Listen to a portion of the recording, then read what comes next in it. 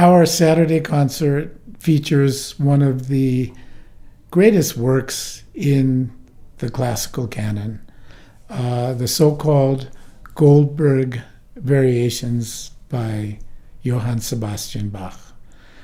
The story of this name is possibly true, not actually factually documented to be true, but as it's told, Bach paid a visit to one of his good friends' courts and was introduced to the court harpsichordist of the time, who was a young boy by the name of Goldberg. He was 14 years old. Actually, Bach knew him before because he studied with Bach prior to that when he was 10 years old.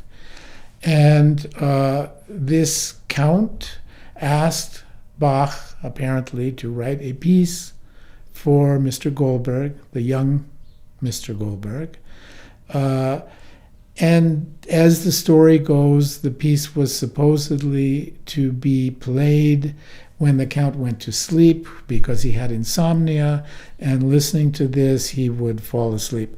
Not really very logical, because it's quite difficult to fall asleep during this piece, which is so miraculous. Bach was one of the most amazing composers in a particular sense to me, in that the music is incredibly compulsively structured. It is mathematical. All music is mathematical. We have 12 notes. We don't have 13, we don't have 9. There are 12. We have measures of rhythmic structure. And mathematics is so tied to everything in music. But at the same time, the idea of spontaneity, the idea of inspiration, of emotional content, seems contrary to that.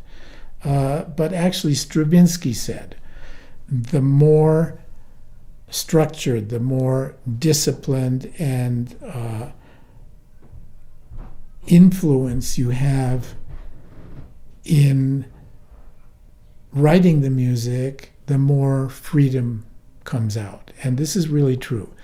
In the case of the Goldberg variations, the mathematical structures of this massive piece, this is an hour-long piece of music written from a theme, which he calls an aria. Actually, he never called the piece Goldberg Variations. It was called Aria and Variations, 30 of them.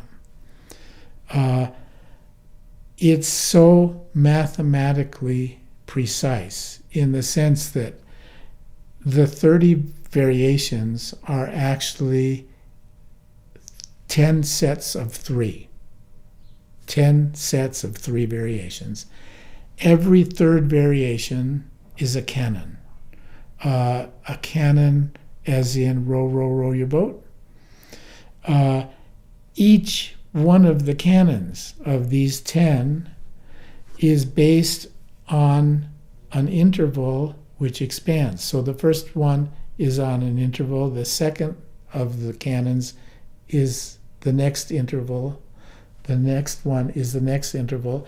It's as if you are in a straitjacket, but you don't hear any of that. What you hear is the most miraculous set of individual variations, 30 of them, which build as this giant structure, ending, the last one incorporates actual folk tunes from his time, little ditties that were sung on the street, and he puts them all together into the last variation.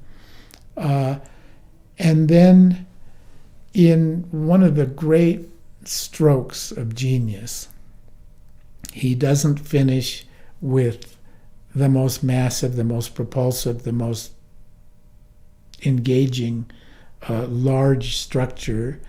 But he goes back and plays this very simple aria from which all the variations derived at the end. The result of doing that is one of the most profound and impactful moments in all of music. And it's hard to understand why that is, but I relate it to reminding you that this incredible, massive piece that he's constructed actually came from this tiny little tune. And it's one of the most profound experiences that one can have in a concert hall to hear this piece. It is, of course, originally written for the lad Goldberg and his harpsichord. We have it in a great transcription, which was done about 40 years ago and is performed many, many, many times every year all over the world because it really works for violin, viola, and cello.